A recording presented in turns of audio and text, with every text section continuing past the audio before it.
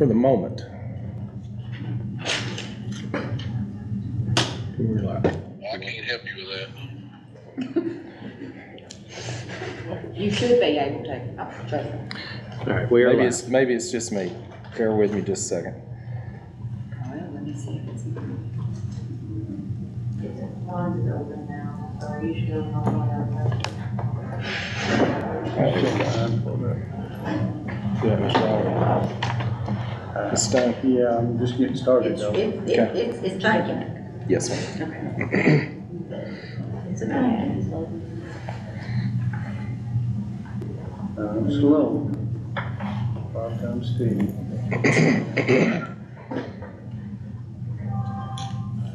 No. It takes me forever.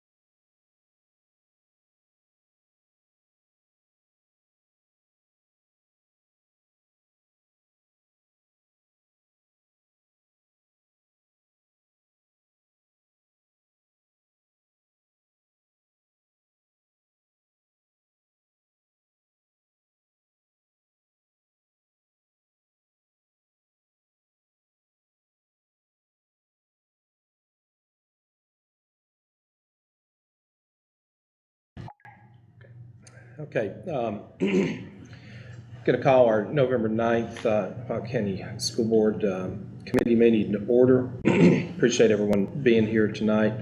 We'll do a formal introduction at our regular meeting, but do want to recognize Ms.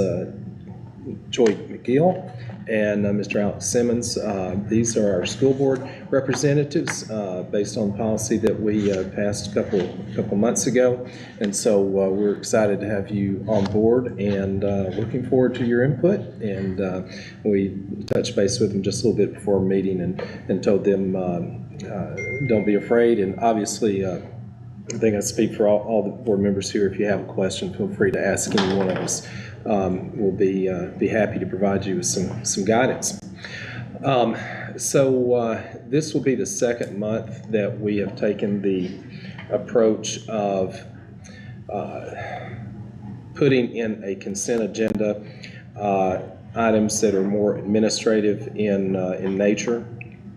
We will spend our time here prior to the 6 o'clock hour to go over those. We have, Mr. D has been putting information regarding tonight's meeting into our electronic packet. I think we both have sent reminders out periodically leading up to this meeting, just as a reminder for things that come up that we need to remind us all to be looking at this information. Historically, as a board, we are aligned on the majority of items that come before us, and so I think with having the information, giving us the opportunity to look at this prior to a board meeting, it can give us the opportunity in the space. If there are other things that need to come up, we need to spend time discussing, that we can do that in an efficient manner. So tonight, you go through your packet. And all these in the packet begin with this will be agenda item number 6, and in your packet they're labeled as ABC, then C with some Roman numerals, and then going into D, E, F, and so on. The items in C, the reason why there's a C, I, CII, and etc. I think leading up to appears to be is these are policy change recommendations that came from TSBA.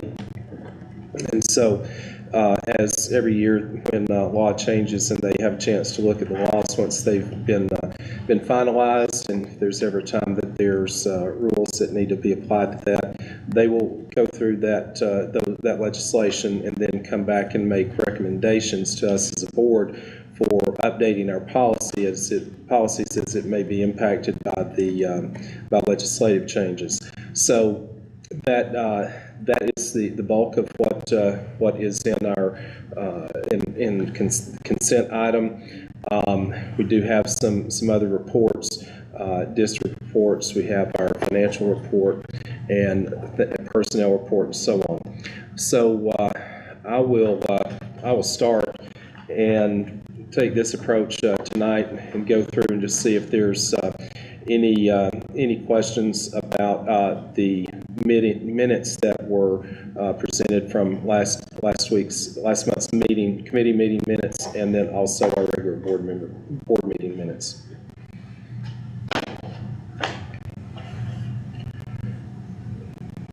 Okay, if not, go through our budget amendments and transfers.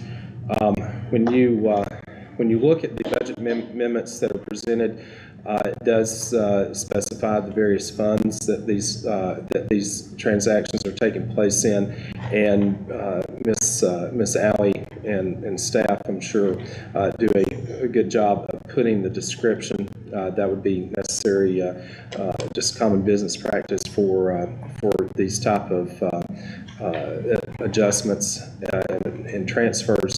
But there is in each budget amendment, there is a description for what that covers. So we was pleased to see that we're going to be adding an additional SRO to the high school. That's something that we've talked about. That's a contract that's began. I guess it began first of this month and run through May the 31st. Anything you want to expand on that, Mr. D?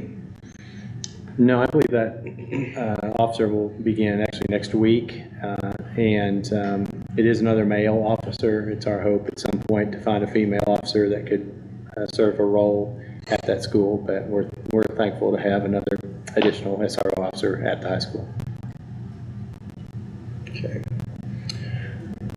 I'm just losing my... Ms. Stone, you had made a notation like on the budget amendments. Did you mean for that to be another file on there in that list?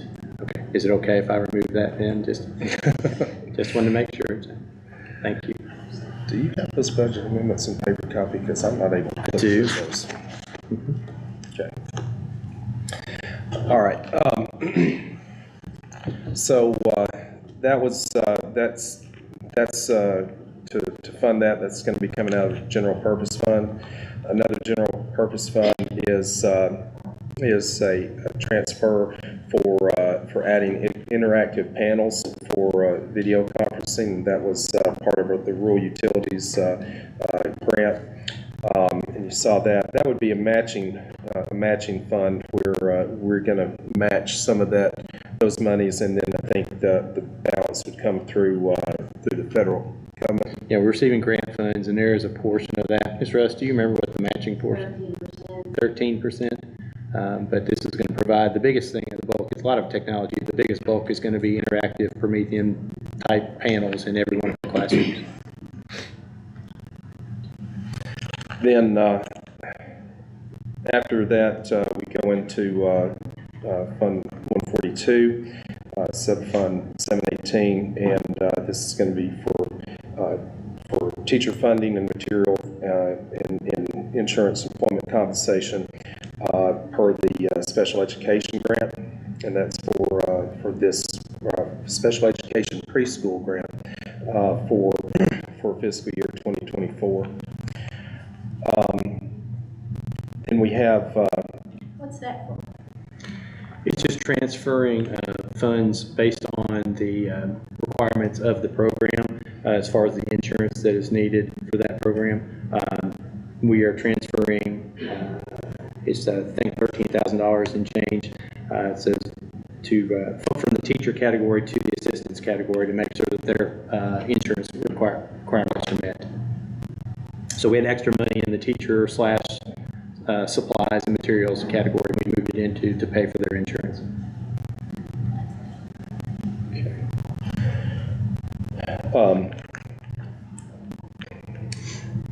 Then next is another federal program from Fund 142.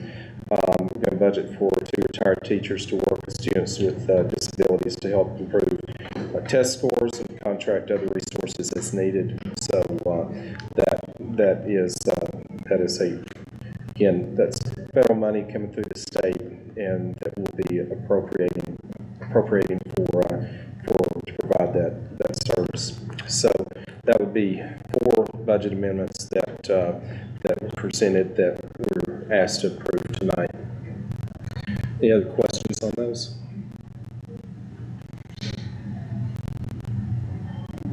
So 3 of those were just transferring money from one place to another to cover needs, where we had overages and to cover needs. And then one of those is new money. The second one is a grant that we received. That $368,000 is new money coming in. Hats off to the grant writers. That's Miss Ashley Rust and some help with Sheila Felton, but Ashley had the largest part to do with that and procuring that. So, thank you, ladies. Any other questions on budget amendments? Okay, we'll move on to the policy recommendations. And so we were given the notice from TSBA about policies that we needed to look at and make, based on recommendations, look at modifying our policies. So when you go through each of these policies, you notice that the highlighted items are the items that where the change has been made, or we will need to make add some verbiage there.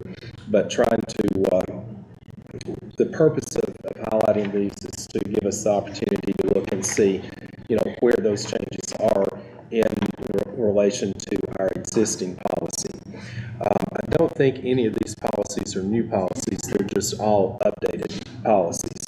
Correct. Based on TSB recommendations. Policy 1105, that was primarily just a verbiage change from legislative representative to legislative liaison. We select one of those annually, and that would be our TSBA representatives. Mr. Howard, that was just changing your title to now you're a legislative liaison. Probably small word. The next is about district planning. This is 1701.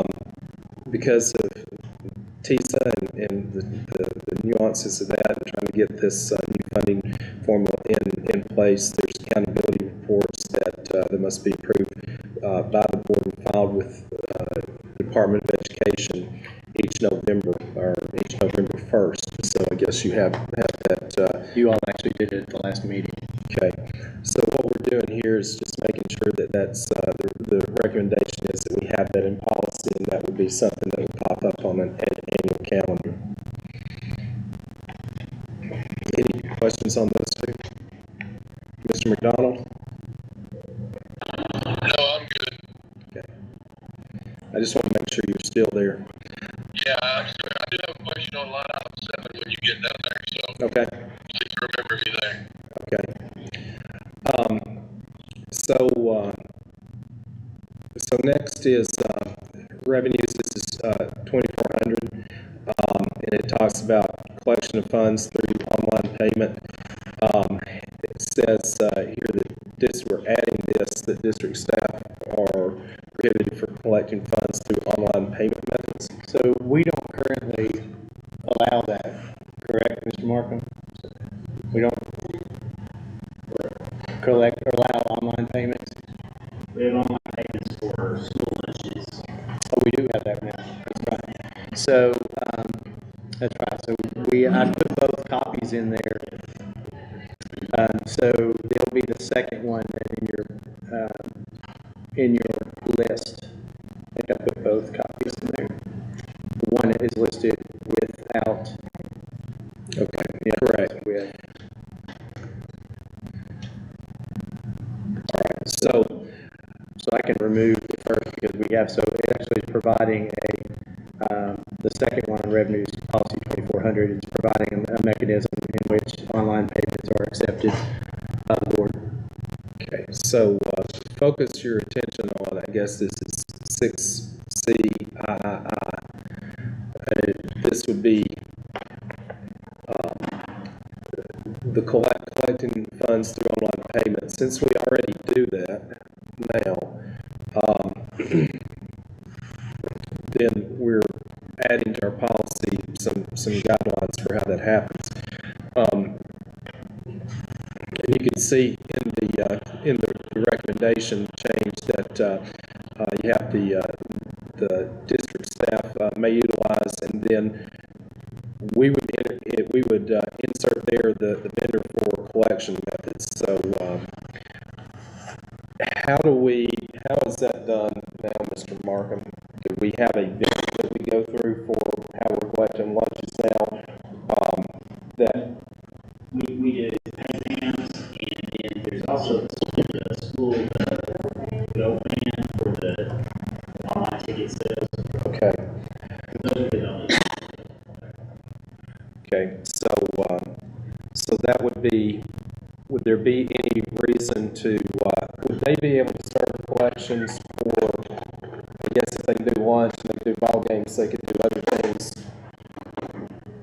but beyond that? Yeah, I mean, as long as there's appropriate procedures in place for those things, which we would make sure of. Okay. So, policy says that staff may utilize, and then we would use GoFans as the vendor for electronic collections. Follow the responsibility of the director or designee to determine the types of transactions may be used. It may be on a case-by-case basis, and the principal would oversee the fund collections, submit a plan that includes, and it has 4 items there to include that documentation for the method, and plan to provide the total daily receipt summaries, methods of providing receipts to the payers, information on maintaining, inspecting, voiding receipts, and then how daily electronic collections shall be reconciled. So a lot of those things shall be is things that will have to be done at administrative level. Then there's an option there to processing fees for the transactions. We have to make a determination whether they shall or shall not be charged, and that would be dependent upon what vendor we use. Is that correct? Right, usually that's something we set up, and it's like the additional process of pay bands, the school lunches, if you're paying with a credit card, the parent or the guardian gets charged, the school doesn't guarantee, doesn't pay any money of that liability or expense. Okay, so would language in policy say that processing fees for these transactions shall or shall not be charged, or should it say may be charged by the vendor? Yeah, what I would make a suggestion that the board might approve this on first reading tonight, and then over the next month, I will get with the look at other policies, other districts, and nail that down. My thought is that we could put something about, like that first line of, may utilize a vendor approved by the board. That way, as a new vendor may come on, the board just approve it, and we apply it to this policy, rather than rewriting the policy every time a new vendor comes on. And then we can do shall be charged based on a vendor-by-vendor, case-by-case basis, because I think GoFan, we have to charge $1 based on their procedures, and we don't want to, but we have to in some of those cases. I think we have to add $1, especially on some of their, I think if I remember that correctly from talking to our athletic director, but others may not. So maybe it shall be charged, but on a case-by-case basis. So I think if my suggestion would be to approve it on first reading tonight, make those adjustments for the next meeting, and then you'll know exactly. I think the goal would be, in my eyes, to create a policy that doesn't have to be changed every time we add a vendor. Okay.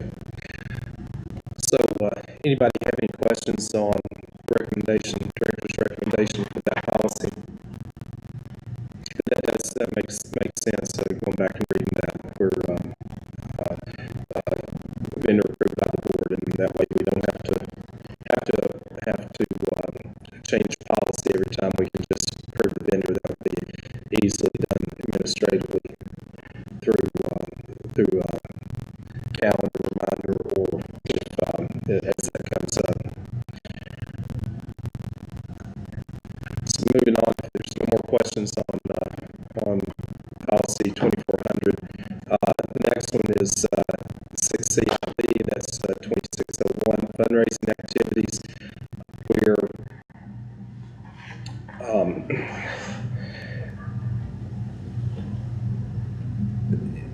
additional sources on second page, first line, it says funds shall be derived from vending machines donations or additional sources that employee could use to remove funds. And this is regarding fundraising for non-educational purposes, so that might be like a bereavement support, award recognition, employee morale, banners, or others at the principal's discretion. So we would need to look at the same thing, look at some language of how that might be broad enough, but also restricted enough that it doesn't give some context of where those things would need to fall. Yes, the real change there is just that last paragraph where it talks about the director's responsibility to make sure appropriate forms are filled out and records are kept. And so we're doing that already. We have a process for that already, but this language is put in there to make sure that takes place. So that's really the only addition to this policy. What about the? Yeah, the previous where it's highlighted there, we actually have that. It just says or other source approved by the principal. Okay. All right. So that's. Mr. Chairman, I do have a question right there. You brought up something about the bereavement or employee morale in the schools. The drink machines that are in the teacher workrooms, are those on a percentage basis of what's sold out of that goes to the school, or does the school buy the drinks and fill that up and then they get 100% of what goes in it? I believe most of those are agreements that the schools have with the drink companies. And then they get some money back from that, and most of those use that for in-house, like flower funds or bereavement, things like that. They use that for some small expenditures in that way. Okay, and that's kept up through the record keeping with the secretary of the school. Yes, at the school level, yes. Okay, that's what I was wondering. Okay. Any other questions on 2601? All right, moving on to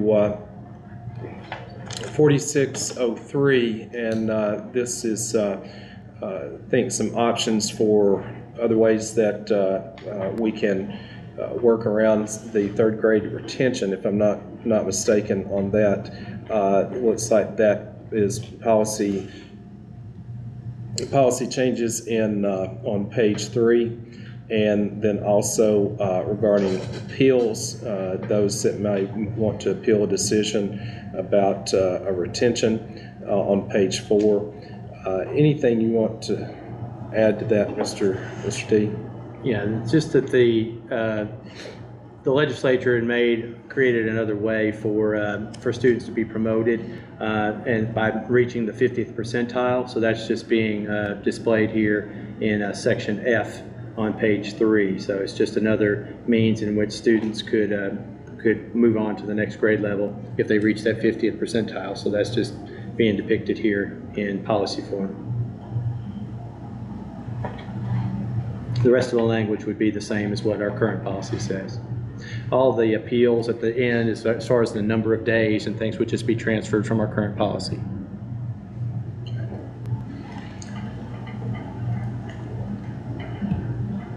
All right, any questions on policy 4603? Okay, if not, we'll move on to 28051. It's debit card, credit cards, and credit lines. And I think these are highlighted verbiage of just expanding out on the authorization of use of those cards, what they can be used for, what they cannot be used for. Any questions on that?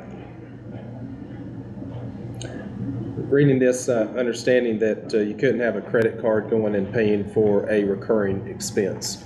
So that's one thing that credit or debit card could use that. So yes, the staff knows, but probably advised to minimize those uses as much as possible. But we do have some guidance there on how they can be used, and of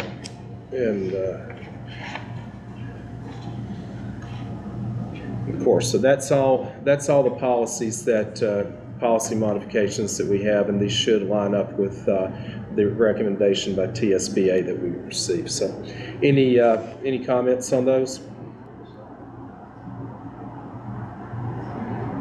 Okay, not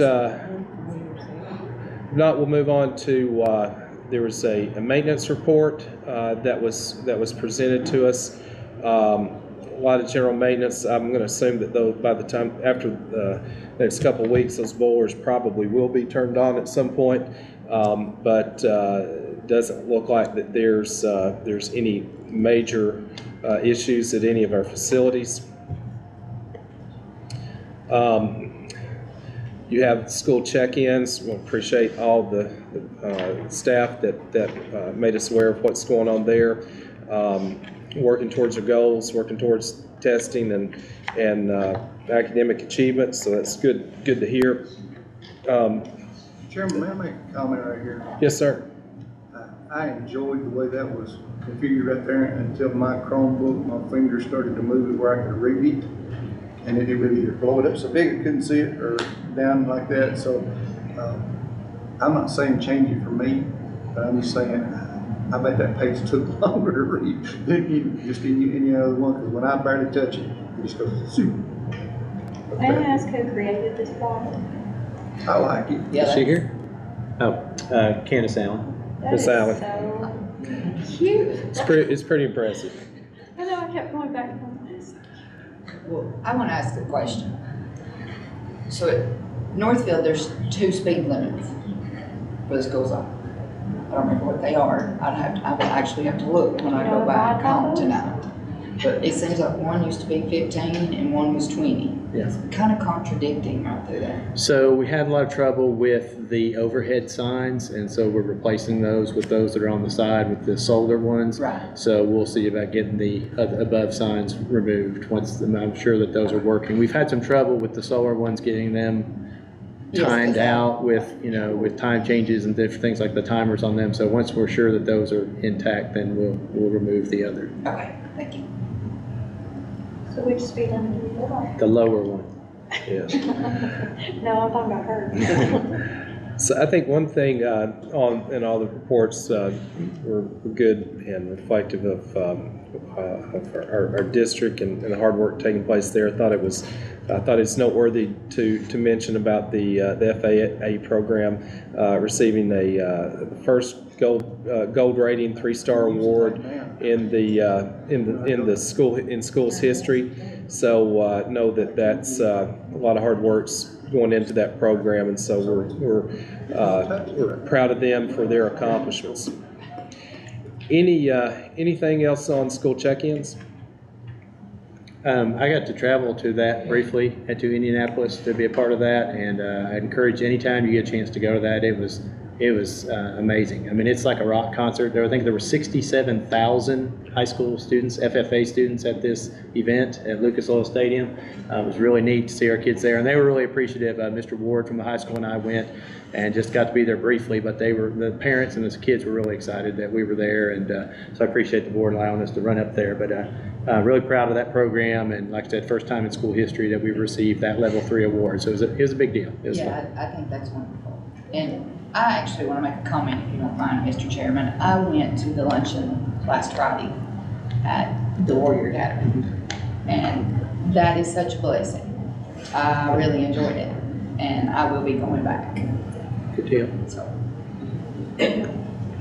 That's what I'll be speaking about in California. that's what I heard. We're going to share. Yes. Yeah, that's what we're going to highlight that program. Yeah, I advise any board member that can go to go. The kid was just amazing and very appreciative. Awesome. It was nice to talk to him. It's a good thing. Thank you for bringing that up, Ms. Fowler. All right. Moving on then, our next item in consent agenda is 6F, and that is our general purpose school fund budget, our profit loss statement shows our expenditures for the year, revenues, expenditures, and where we stand financially. Have it for our current year budget versus actual, and also compared to last year budget versus actual at the same time. I'll let Mr. Markham, if having comments, probably direct them to Mr. Markham. I could be wrong, but one of the things that kind of picked up here is that our expenditures seem to be a little bit more heavy this time of year what it was last time of year, and I think we're probably seeing the impact of the new funding formula, that we're having to pay a lot of that expense now on the front end, get reimbursed on the back end. Actually, the majority of that's probably due to the timing of teacher payroll. So used to, we would pay that on the 15th, and it did start in September. And we started that at the end of the month in August. And so we're a month ahead where we typically would be at this point for teacher payroll. Okay. So that's where the majority of your expense would be as far as your payroll and personnel. Okay. Did y'all understand that? So just got on a cycle where that payroll hit. And that's something you're going to see throughout the fiscal year until we get to the very end, and then it'll catch up. Okay. So just go back and restate what Mr. Markham shared with us, is that the way the cycle's running, we're about a payroll ahead. It shows up on our profit loss statement. So you're probably going to see some higher numbers, a little bit more elevated percentage there than what we may see. It looks like as far as revenues go, though, we are a little bit more as far as revenues than what we intended. Of course, this is tax paying season, and so we'll probably see that for the next few months. Okay. Any other questions for Mr. Markham? Okay. In your packet, you had a monthly report for, I guess this is threat assessment report that we will be getting on a monthly basis. Good to see that there were only 2, and those were closed. Then you get into the applicants and our personnel changes over the past month. It seems like we're continuing to have some applications being submitted. Made some hires in the month of October, and you can look on next page 6I, and it can show you the hires and terminations and transfers. And terminations do not mean firings. That's just general classification for anybody that's no longer with the district, their choice or ours.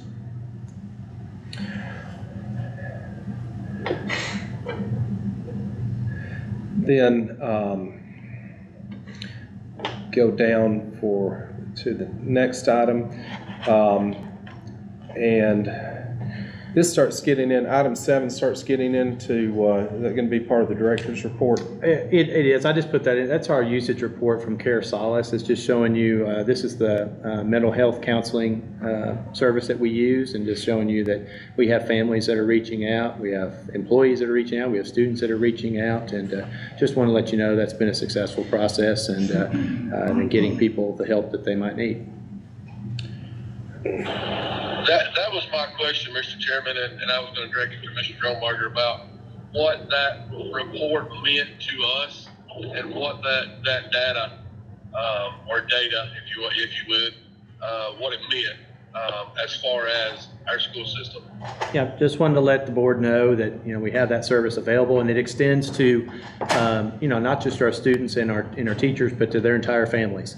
And so it's available to their whole families, and they do the work. This organization will reach out on their behalf, and they will find a provider that accepts your insurance, or a provider that if you don't have insurance, that'll take you. And so it just gives people an opportunity, if they need help, to get it. Does the public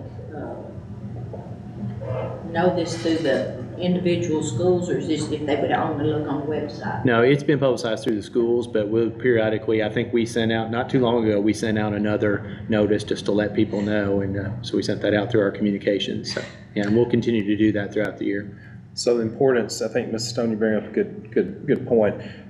It's not just for staff, but it's also students, and then students' families, and so I think that is a good thing that we make every attempt to try to help them. Yeah, I think that's a really good program to offer. We did one recently, and I imagine around the holidays we'll probably send out another reminder. Now, when you say you send out a reminder, do you send out an email? Do we do the automated phone calls? Do we send home a paper? I think we did. Miss Allen, do you remember how we did that through? We did a couple different things. So Ms. Kennard emailed it out to the schools to encourage the teachers to, for their own good and to give it to their students. We also pushed it out on social media and provided some links directly to the comment and paste line to it. Thank you.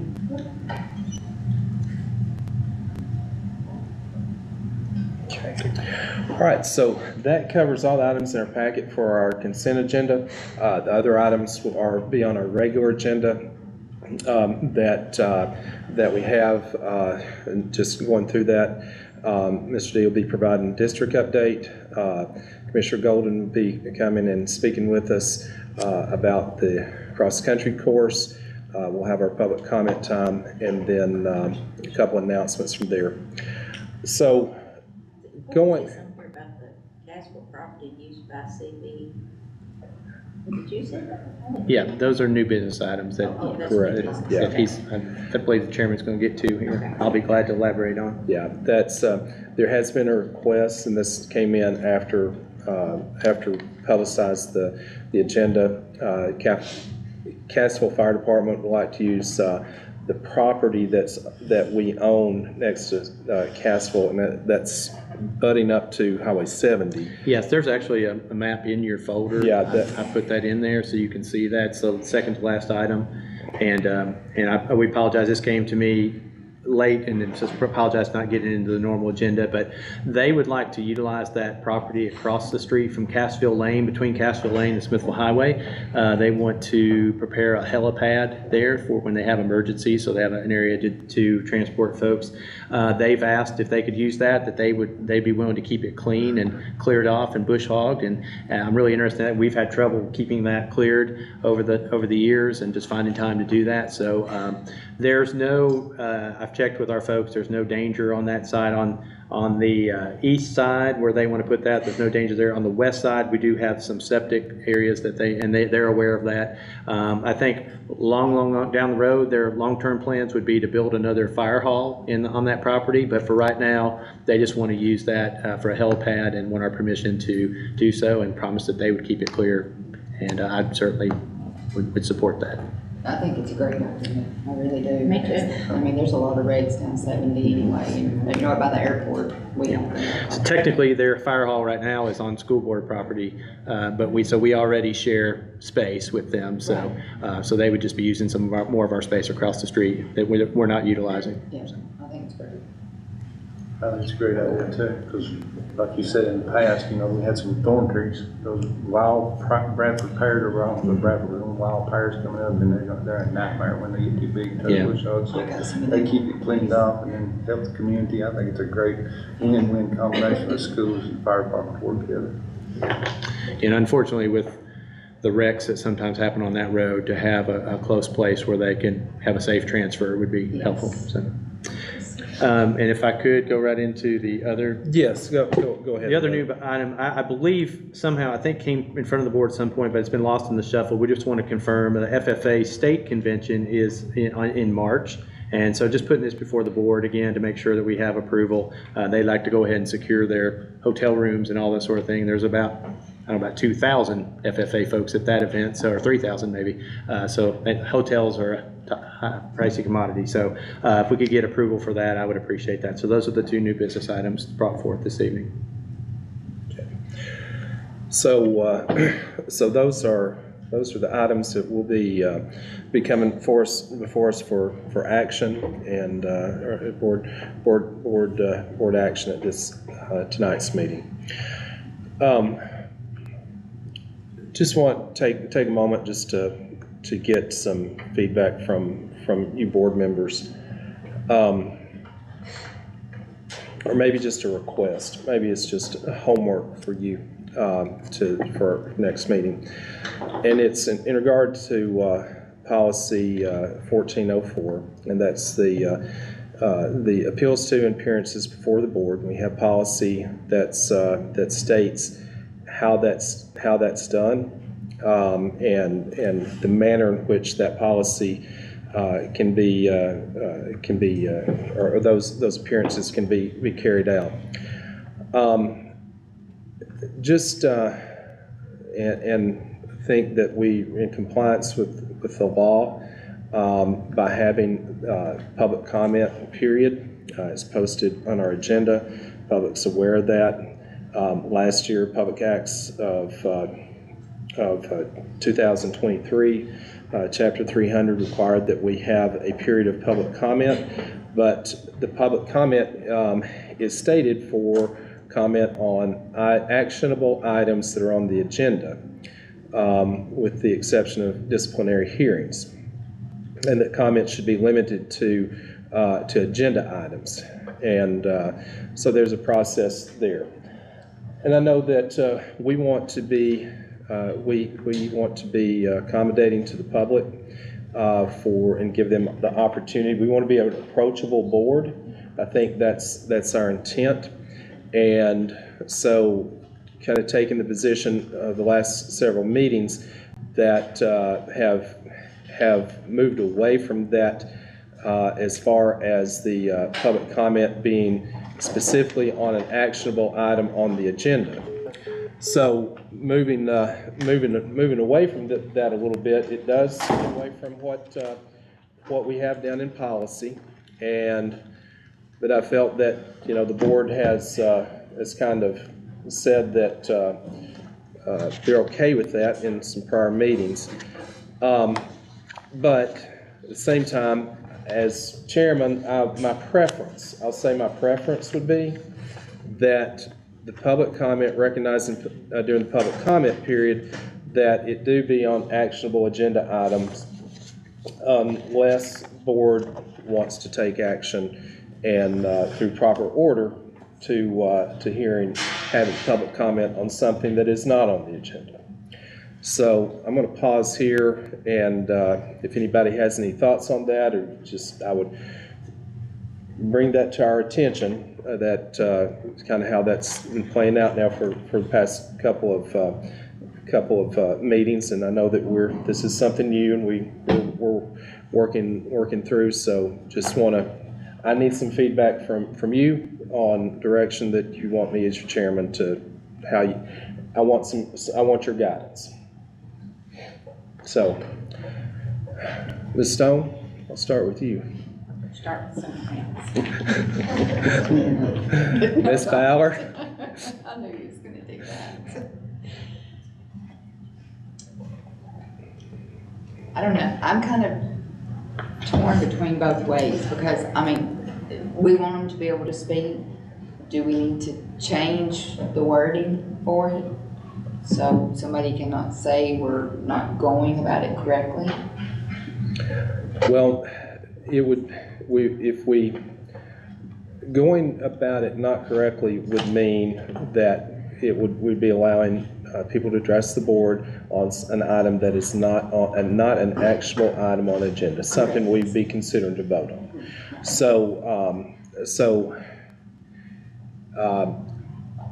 Outside of that, it would be, you'd need to change it to say, they could speak on any topic. And if that's what the board chooses to do, then it probably should be reflected in policy or change that. So that's the way I see it, just the way it's written. Again, this is just, we want to make sure that from chairman's standpoint that if we think it should be any subject, then we should probably, the policy should probably reflect that in the language. And Any concerns? Pardon? Maybe say any concerns or something like that. Can I ask this? How does the county commission do it? Dinah, you've been on the county commission. Dwayne, you've been on the county commission. How is do they have policy on that? I didn't have one, so you could come and speak. It's something that didn't have to be on the agenda. No. Do they Right. have an open comment section, anything, So, Now, anything goes? the question was with chairman's discretion whether it had community interest, okay? And you just couldn't come up and start writing about some individual, and they would ask you to say, hey, you need to follow up with policy right there. If I remember, of course, we served it 2 different times right there. So, it gave a lot of leeway for chairman's discretion, but it was pretty much, no matter what was on the agenda, no matter whether it was 1 month old, 2 months old, 6 months old, something that hadn't happened yet. When I was sitting there, we looked at it more as a concern we could learn from a lot of people. and most of the time they came through steering committee A or B, through whatever meeting it was concerned. If you wanted to do park and rec, you would kind of, brought it up in that section, which this is different. But you didn't really come, you could speak at the court meetings, but you didn't really bring up, they would just redirect you back to the meetings. And Right, so there was bring it up never there any and action stuff. taken. Yeah, no. Okay.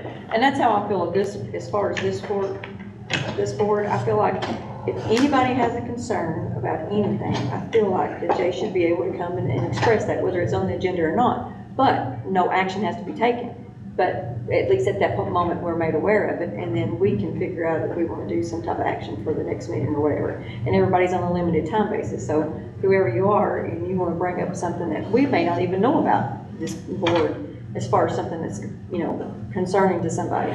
But yet when they come, they have their time limit to speak. We don't have to take any action. We're made aware of it, and then we can follow suit, whatever we want to do. I agree with Ms. Hasty. If they have any concerns, they ought to be able to bring it up and bring it before us, but we shouldn't really have to make any We don't kind of. have to take action, but at least we heard their concern, because I mean, I've had 3 kids go through the school system, and y'all may not agree, everybody, we all can agree to disagree, but if I had a concern, I would love to be able to bring it to the school board. I mean, everybody throws up, well, I'll pay my taxes, we all do, and we all need, if you got a kid, I feel like you got a concern, somebody should at least hear it. So if I could just take a different thought on that. So in most of the way things are handled through our district, if there's concerns, it always starts at the lowest level. Okay, now, in this case, we as representatives are the lowest level. So I think that I would hate for somebody to have to wait and think the only time that they could reach out and bring something concern to the board is have to wait to once a month for our meetings. I think they should call, email, or whatever it is, that however way they choose to reach out to us. To me, that would be the proper order. So that way, as board members, then we have the opportunity, at the end of the day, we can bring it up in a committee meeting like this, express concern, bring it to the director. Some things may be able to be handled before they ever got to our level. And if if it could, I think that's what we would want. That would be able to serving the public in the quickest manner possible. Because as a board, sometimes we are limited in what we can do in that regards. And I think our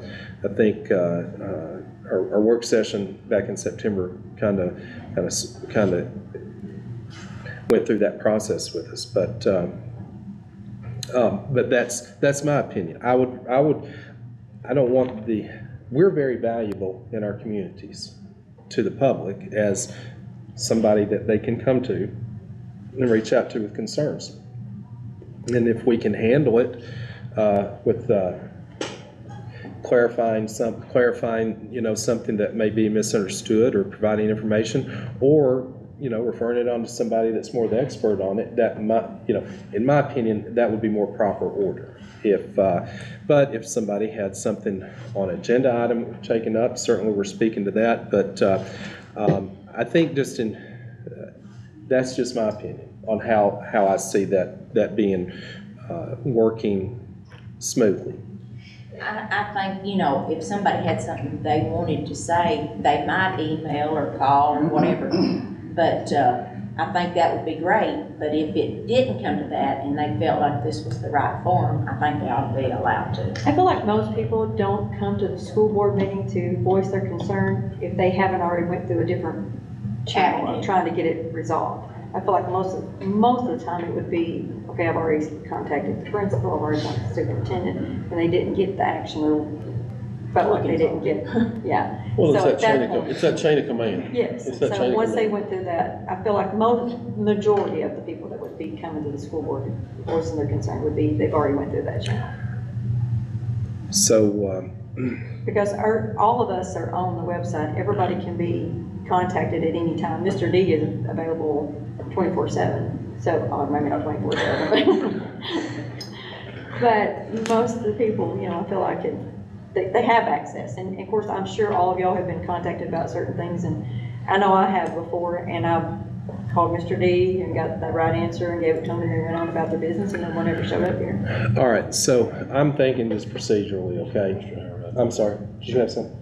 Well, I just wondered when I'm gonna be recognized No. to make my comments. I'm sorry, I thought you did. I think I stepped ahead of it. Oh. Did you cut? I'm sorry. I'm Sorry. sorry. I did comment on Ms. Hastings. Okay, I thought, all right, I'm sorry, go ahead. To backstep just a little bit, backpedal here just a little bit, over the last few years, we've had some discrepancies in this situation right here.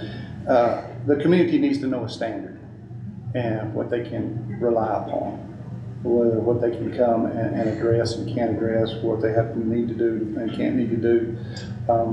I think we can reach a common ground right here with everyone. I think the public needs to be heard 100% of the time, every single time, whether I agree with them, disagree with them, whether we have any comment. Like Ms. Hastings said, a lot of times they come up and make a comment. We'd sit there and say, thank you for coming, because we really didn't have an answer for them at that time.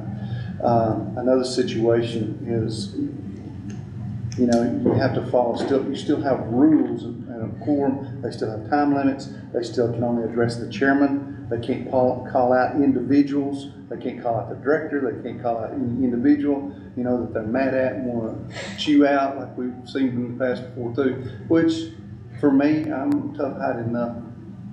I respect that, and I have thought for that, okay? Now, let me move on, and even for tonight, these people are going to want to come and that have told me they're going to, whether they do or not, and want to address an issue that's not on the agenda. We didn't know 6-7 days ago. We didn't know 5 days ago. We didn't know 2 days ago that people want to talk about this, or we would try to, as school board members, get it on the agenda. Okay? So I think that they have a right to bring up issues like that. And another question is here too, that whether we agree or not on this issue tonight, those people want to talk about the renewal of the director's contract, okay? And the way it's stationed and underneath this chairman's comments, if I understood it right, there wasn't going to be any discussion on it. No, that's an announcement, because that needs to giving public notice on when that's gonna happen. I agree. So- The question is, you gonna allow for, public comment? I just be honest, my preference is no, because we're gonna set that, we're giving them notice on when that could happen, and so they'd have the opportunity to speak then. And so everybody would have the opportunity to educate themselves on that process. Another problem, if it's the first thing on the agenda next month, it'll still be voted on before we get to hear from the public. Well, that's one of the things I wanted to bring up to you guys tonight, and I was gonna bring it up during that time, but I would just bring it up now. As I'm thinking through I'm still not through. all right, now, I might have a hard time remembering everything, Mr. Howard, I need to respond to. Go ahead. You might have to come back and correct me. Go ahead. No, but, as far as policy goes, if you really want to get down to the legal aspect of it, if it's on the agenda, it's germane for public comment. I've already checked with the SBA on that. Public can comment. Okay. If it's written down on their agenda, the SBA, public can comment. My understanding, what I've read, is actionable items, Right. Actually, but an announcement wouldn't come part of an actual item, but I'll check on that. can I help you? You pull the, what is it, policy 300, it goes ahead and defines that actionable. If there's nothing on the agenda that is taking action that night, then you can deny comment. But if there's anything on, it goes ahead and defines that in that public policy 300, that if it's anything on the agenda that's actionable, people can comment. Okay? So I mean, you still may read it differently. But it's gonna be actionable next month on that item. I understand what you're getting at, I understand what you're saying, but still, the policy wise for legality wise, you can make comment tonight. Okay, And well, if that's your choice, then I'm gonna make a motion that it be pulled out under old business or new business, and then you have the authority to deny, I have the authority to request. I'm giving public notice tonight. That's all we're doing on that item. Rightfully, I understand your intention, but rightfully, I'm telling you, people have the authority to make a comment tonight on it. And if they So- sign up, Here's what I need you guys to tell me, okay? Here's what I need you to tell me. When I look down the list on signed up for public comment, meaning who's gonna be able to speak, and just for the public to know, those walked in, if you wish to address the board tonight for a policy, then there's a sign-up sheet, and you only be recognized if you're on that sheet. What I need for you to advise me on is that the way we have done this, or working through this for the past several meetings, I will allow them to speak unless you tell me no, and I'll let you know what the subject is. If somebody makes a motion to deny them the opportunity to speak, then I'll move forward there. Or I can deny it, and then you can do the motion to allow them to speak. Either way, we just need to have something where what I'm trying to do is trying to figure out if we deviate from the policy, then it's not just me making a decision or one person making a decision, that we're somewhat of a consensus. That's what's running through my mind. Any thoughts, comments? so will we get to see the list? It'll be presented there. When we go through public comment, I'll read, and I have been reading, who it is, where they're from, what they wish to speak about. So I'll pause, give a chance if anybody wants to go a different direction, okay? But I think that's the way we're doing it. That should be the proper way we move forward with it. So that way, nobody's saying, well, Chairman just didn't want somebody to speak. All I'm trying to do is go through the policy like it's written to your Could I service. read the highlights of that public chapter 300? Sure. What we've been discussing right here. And 300 or 1401? Well, Chapter. Oh, I'm sorry. the public Oh, chapter. okay, all right, I'm behind sorry, I got you. This policy that we have right here, which goes into effect July 1st right there. And the new law requires all governing bodies subject to open meetings, requiring that not just the full county legislative body to reserve time for public comment, so the public may speak on matters germane to items on the agenda. Okay? And then going on down through, so governing bodies are not required to provide a public comment period during meetings involving certain disciplinary hearings and or meetings where no actionable items are on the agenda. Correct. Okay, now that's the front of it, that's the last of it right there. So that's straight off the website. Germane means relevant to a subject under consideration. It didn't say whether it was gonna be considered voted on that night or whatever. That's could be debated upon whoever. Consideration, the meaning consideration, careful thought, typically over a period of time. Okay. So with all those definitions and stacked up like that, I read it that way. I checked with TSBA, they agree with me. Now, they might agree with you, if you call them. I've called them and they told me several times, said, Dwayne, it's a split decision. One judge might say it this way, one judge might not say it that way, but they didn't say that on this. So they agreed with me that anything on this agenda right here, people are coming up for public comments, have the right to make a comment on it. Okay, well, again, we'll read the list and Okay. whoever's there. And so, Very good. unless you tell me otherwise, then I'll give them the 5 minutes, okay?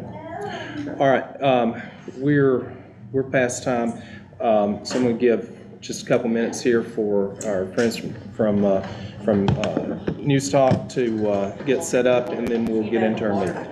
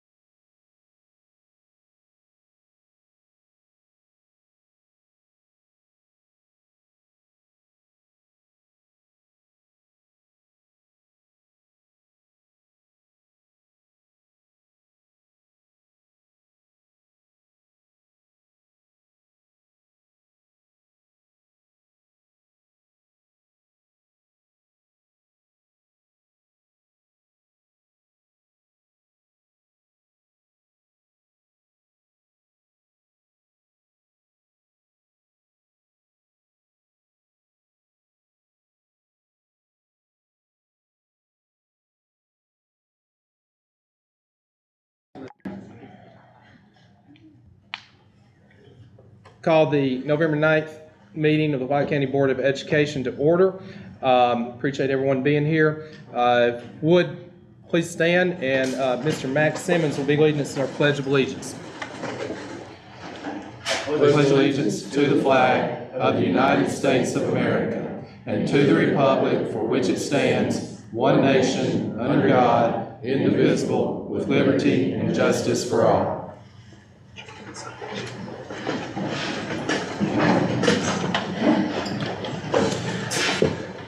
On behalf of the board, I'd like to thank everyone that's here tonight, joining us this evening. Ms. Cole, Bonnie Croft staff, thank you for your hospitality tonight, allowing us to visit your facility and conduct our business at this site. For our staff members and members of the public, they're here tonight. This meeting, along with our committee meetings, are live streamed on the YouTube channel for the Pike County School Board. In addition, our meetings are archived for you to view at a later date if you so choose. Last meeting, we started a process where we are leveraging the use of a consent agenda, which are items that are normally administrative in nature, and so we discussed those items.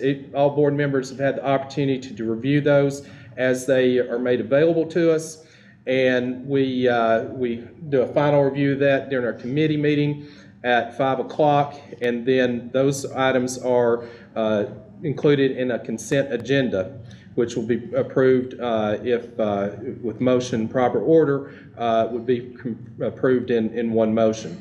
So that's new. That's the way that we're trying to be more efficient in our meetings, and giving us the time, allows us the time to focus on the things that we need to focus on that might require more time. So just want to bring that to your attention.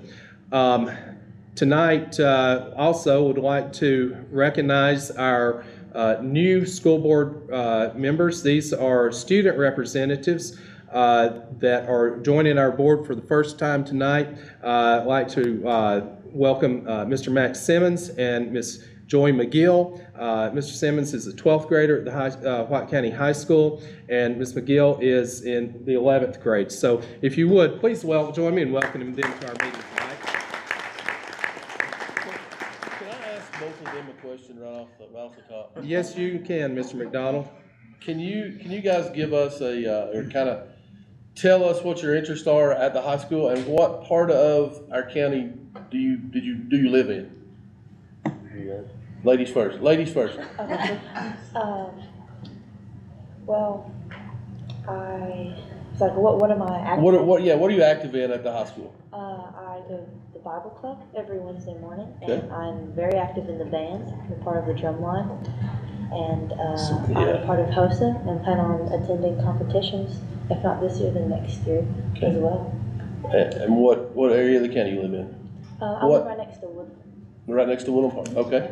All right. So, Max? I'm 12th Mr. grade Simmons? class president, and I'm really involved in Warrior Media, and I'm involved in Move to Stand as well, something that Mr. Umbarger and a group of kids started last year. That's an anti-bullying movement. We go elementary school to elementary school, so been involved in that.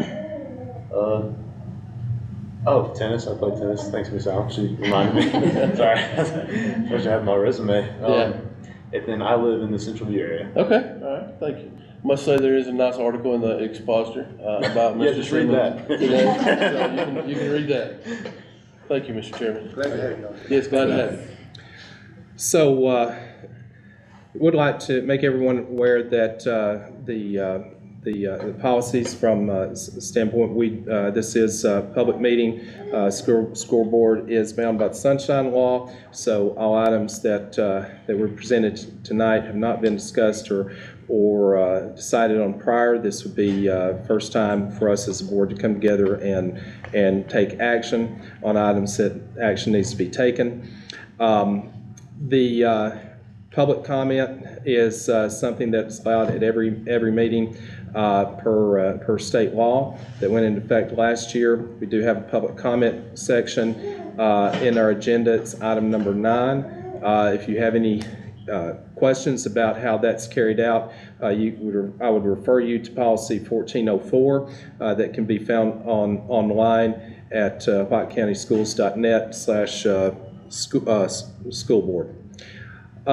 So with that with that, those comments, move on to the next item on our agenda, and that would be a disclosure of conflicts of interest. If anyone on the board would have a conflict of items on the agenda for tonight, assuming those items that this agenda is approved. Please let that be known now.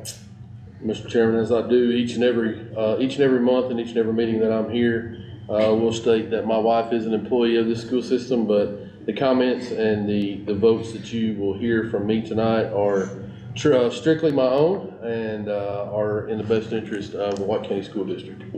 Mr. Chairman, as I do every month, also I follow Mr. McDonald, what he says right there, and I say ditto for me, and thank you, Mr. McDonald.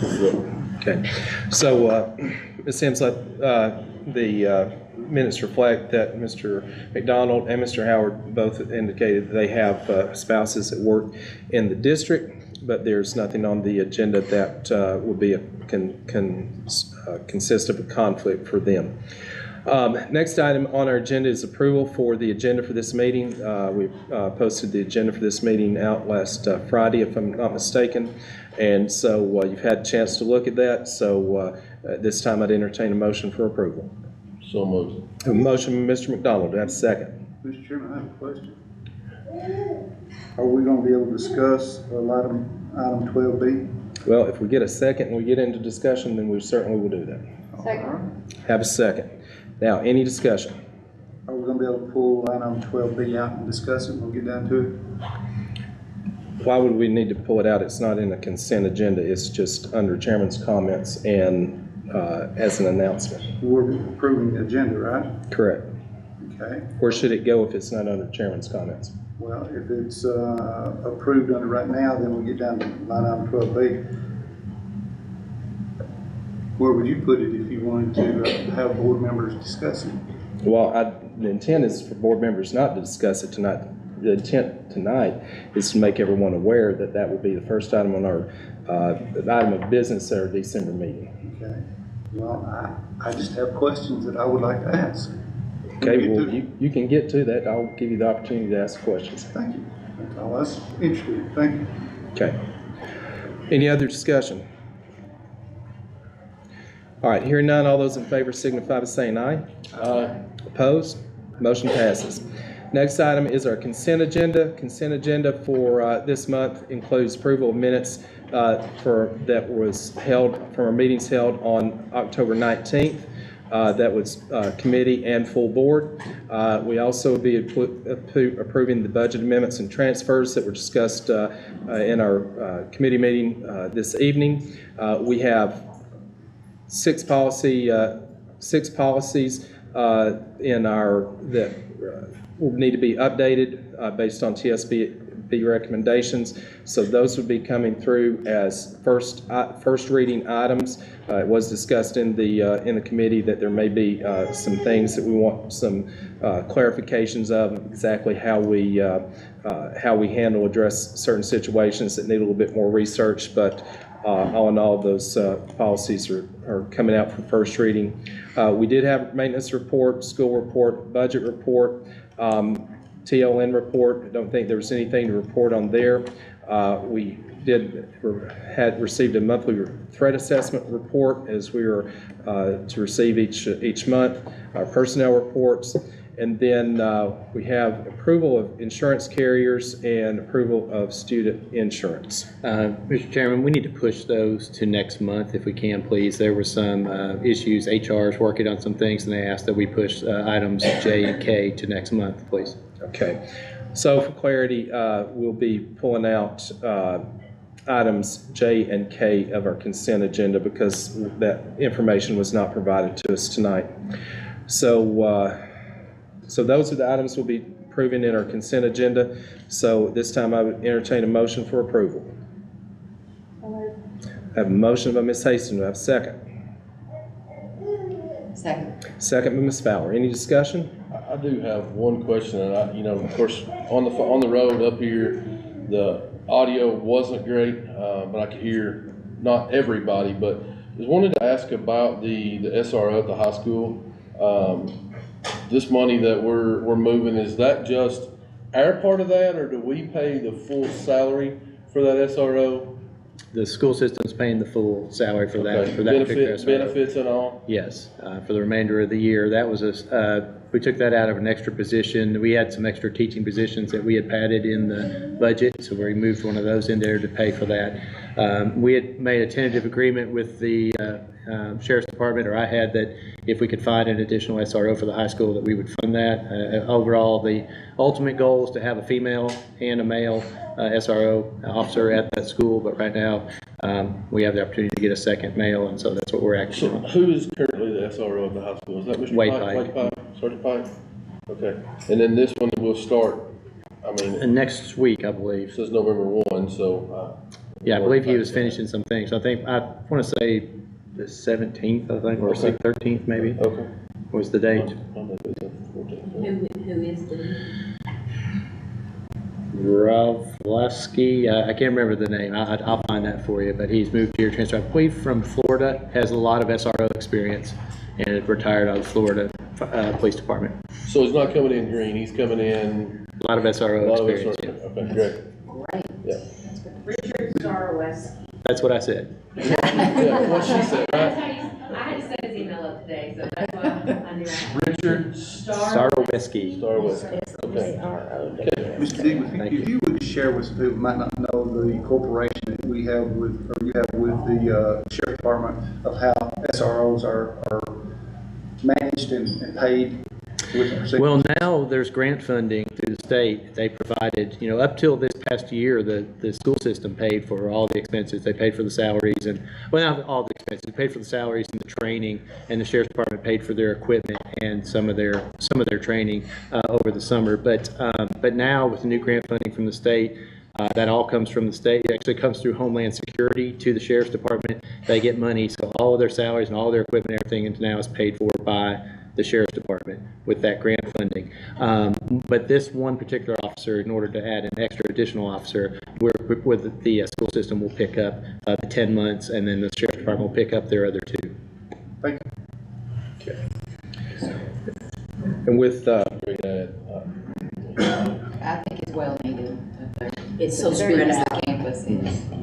and for the record, we want to express appreciation for all the SROs serving our district. And tonight I would like to recognize Mr. Lewis Carrick, fellow alum, class of '88, and the great job that he does for our community, and appreciate him. All right, any other discussion on our consent agenda? Okay, we have a motion and a second. No more discussion, then all in favor signify by saying aye.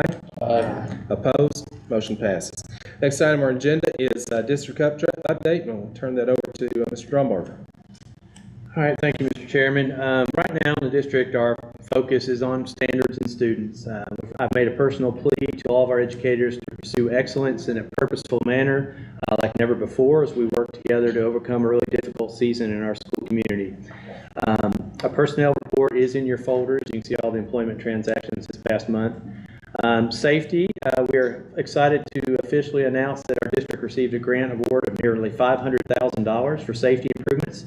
The COPS grant, as it's called, will focus on numerous safety projects across the district, most notably a universal interior lock system for all schools. We also received a significant technology grant of over $368,000. This award will help provide, amongst other things, interactive panels in each classroom across our district. Academically, we're still awaiting the A through F letter grade determinations from the Department of Education. We expect this to come in the month of December. High school is gearing up for end of course tests at the end of the month. Middle school and elementary schools are issuing benchmark tests before Christmas.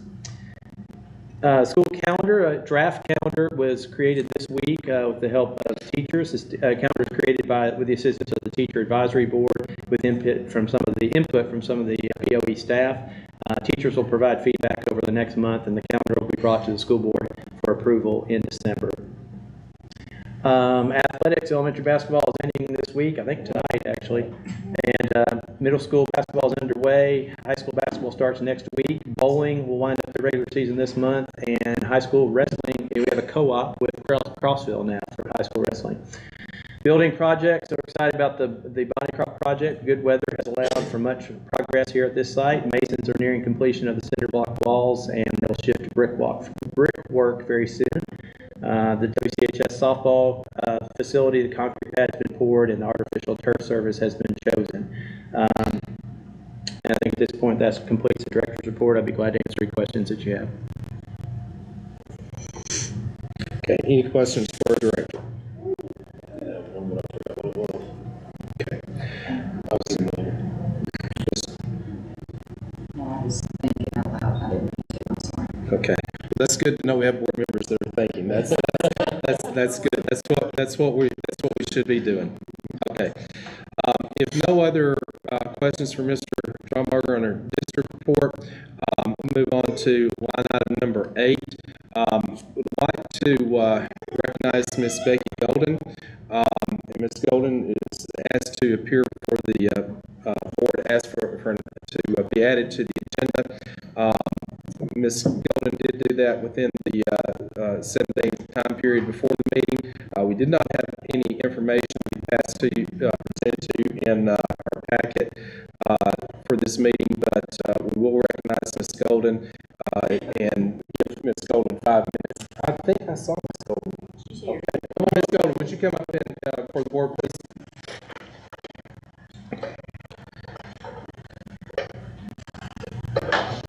So, Ms. Golden, thank you for being here, and we'll be about 5 minutes, and Mr. McDonald will be the keeper of the clock. So, floor is yours.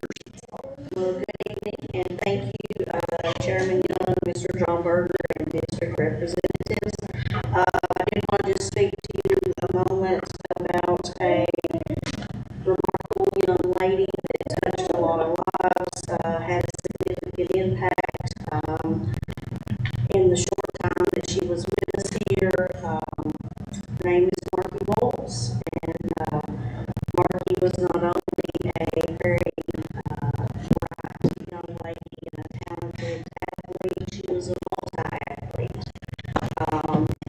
But her true love was cross country. I'm here on behalf of not only some private citizens, but our county commission and Parks and Rec to request that once the new cross country course has been finished, and on behalf of the county commission, we are willing to work with you all in any capacity that we need to, that be named in her honor and be named the Marky Bowles Cross Country Trail. Once she was able to show everyone her skills in cross country picked up in my county very rapidly. Everybody could see her enthusiasm and her love for the sport. So that is what I wanted to speak with you about tonight. No, her dad was very instrumental in the cross country program that we currently have at the high school, and I think we've had state tournament state participants come from that program. That's all because of how Marky started.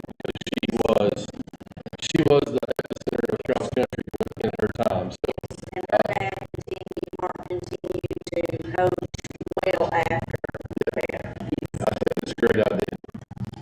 Thank you for bringing it to our attention. Can I ask, that was going to be my question. I'm certainly all for that idea, but from the county commission side, obviously that's not our land, so they've been so gracious to allow us to practice on it right now. So I need to have some conversation. I'm actually on Parks and Rec board now too. So we need to have some conversation about long-term plans for that property, because we don't want to build something that next month the county commission decides they want to do. So I think once, to satisfy the board, once we work through that process to establish this is officially where that course is going to be, we need to do that step first, and then I would be all for naming that. I think that'd be a great honor. But just, it was kind of just like the bug in the air. That's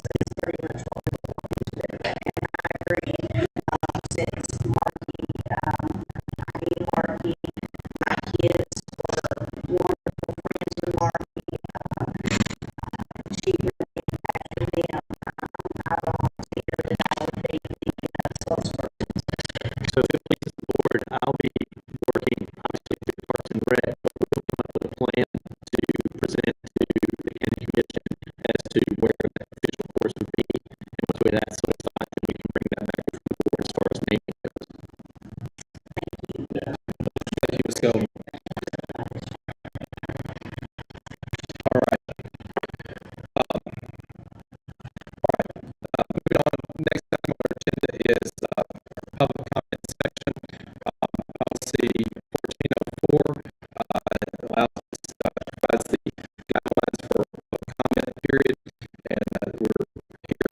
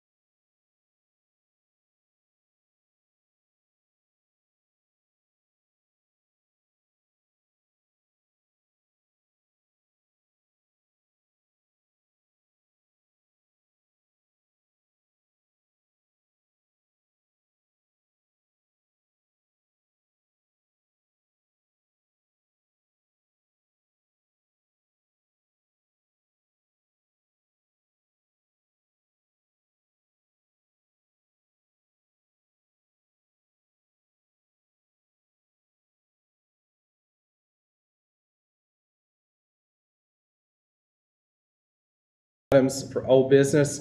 That moves on to chairman's comments.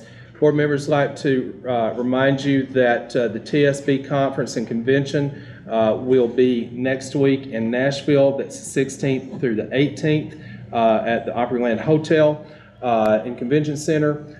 If you do not have your information for travel, please see Mr. Drombarger and he'll get that to you so you'll be prepared for that.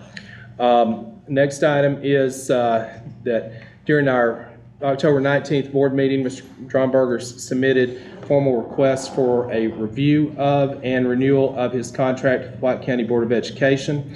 His current contract ends on June 30th, 2024. Honoring his request, I'm placing the first item of business during our regular board meeting on December 14th at Cassville, where we will be considering to renew his contract.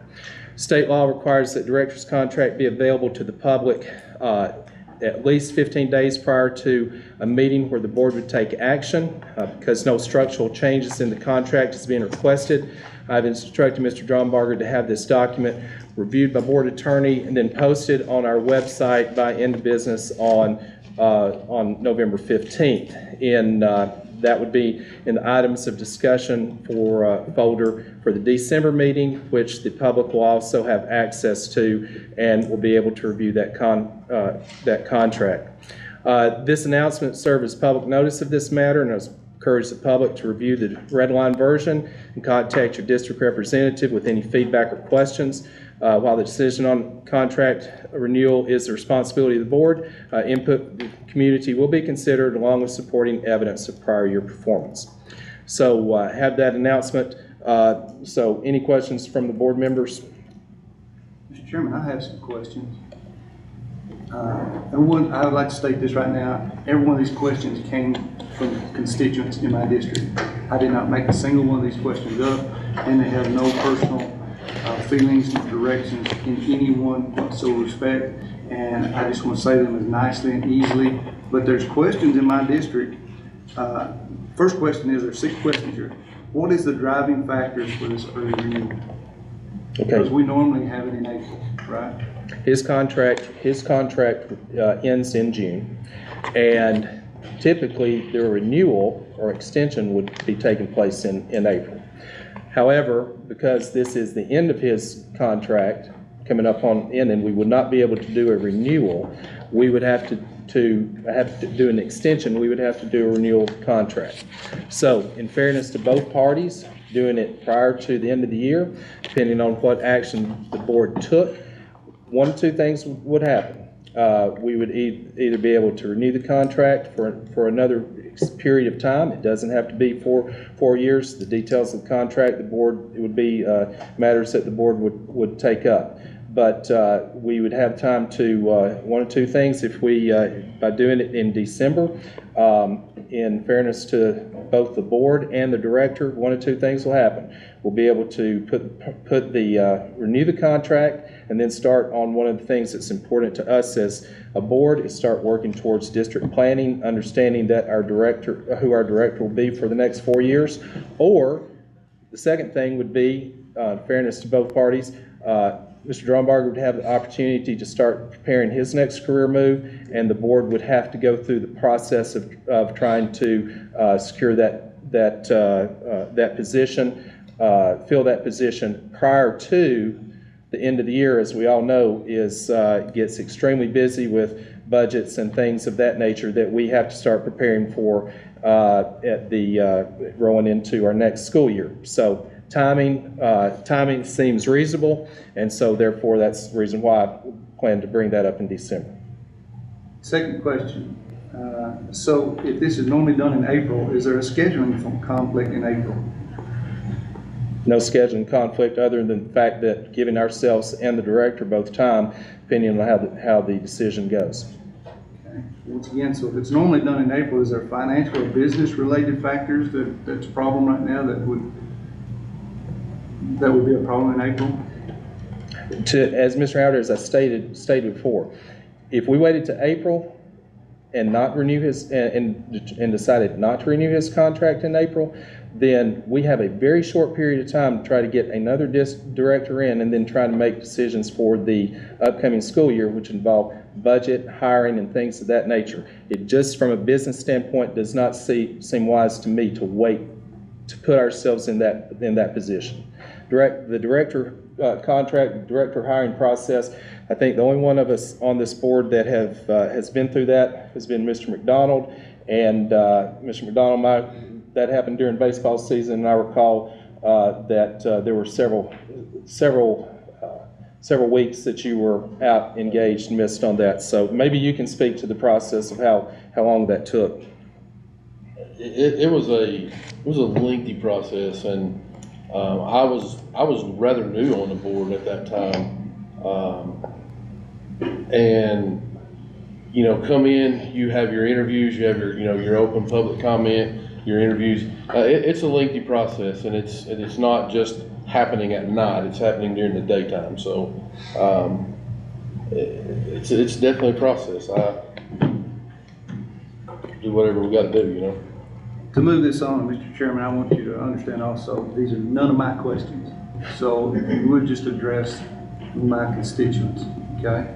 Instead of addressing me. The fourth question is, has the director been offered another job that we need to compete with? Not to my knowledge, but all I know, Mr. Howard, is the same as what you, that we were presented with this request last month. And number 5, how will this change, alter the standards of future contract renewals?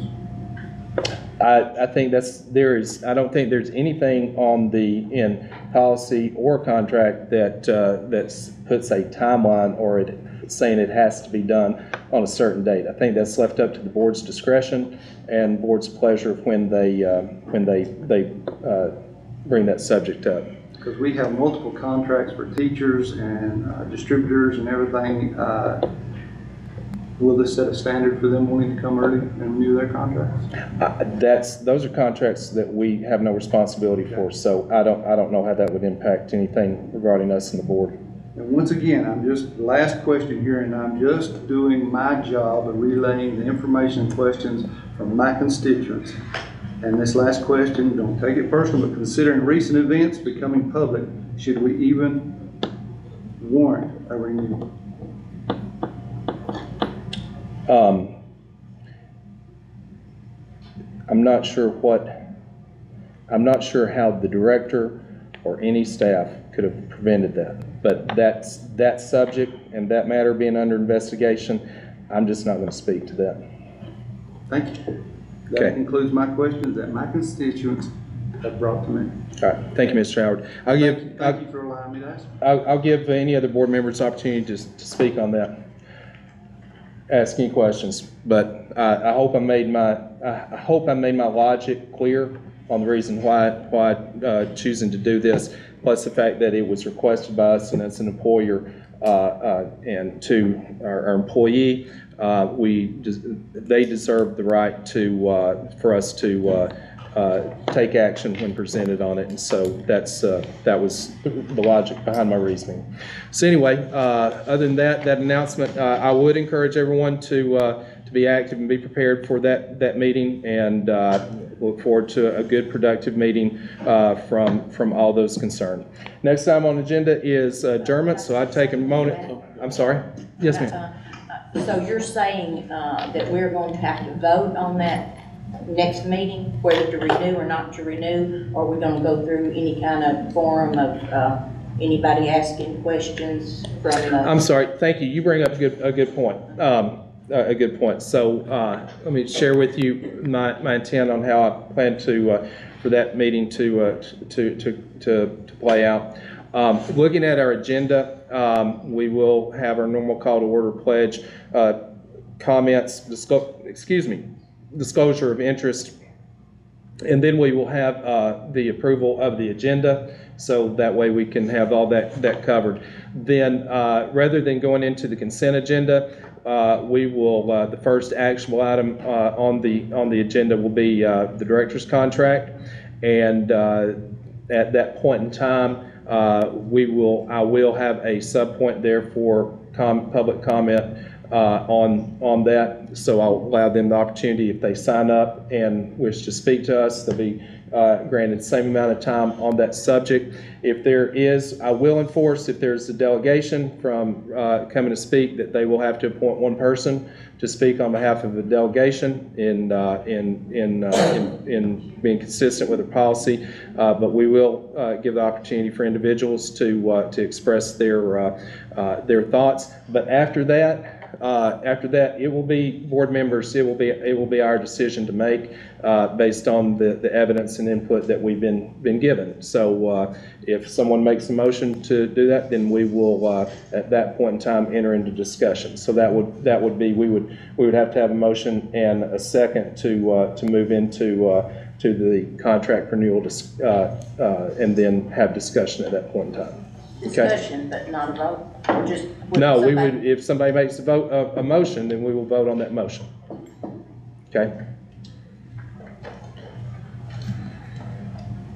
Motion to adjourn. Okay, I'm sorry. Before we do that, could I go say one thing real quick? Absolutely. Going back to public comment, I want to thank Mr. Hancock and Ms. Cooper for coming tonight, and Sharon, I'm sorry I didn't say this earlier, we moved on quickly, but, I just want to say, I did speak to Mr. Hancock for a lengthy time today, felt like we had a good conversation and about this situation, and felt like we'd come to some resolve there, but it's certainly something that we took very seriously and take his comments seriously, and things that we're going to look into how we can do things better.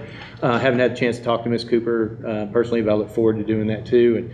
And I just appreciate both of them coming and speaking tonight. I want to just say, and I don't say this flippantly or humorously, but one comment was that we were being too safe, and one was we're not being safe enough. And so it's just a really difficult position. We're trying to be in to do those things, but I take them both seriously, and I agree with both senses, and that we need to look at both sides of that. And but I just want to make a comment that we take those matters very seriously, and we'll look forward to having more conversation with them if we can about how we can address those concerns. So just want to say that. Thank you. Can I ask something real quick, and I'll make it quick.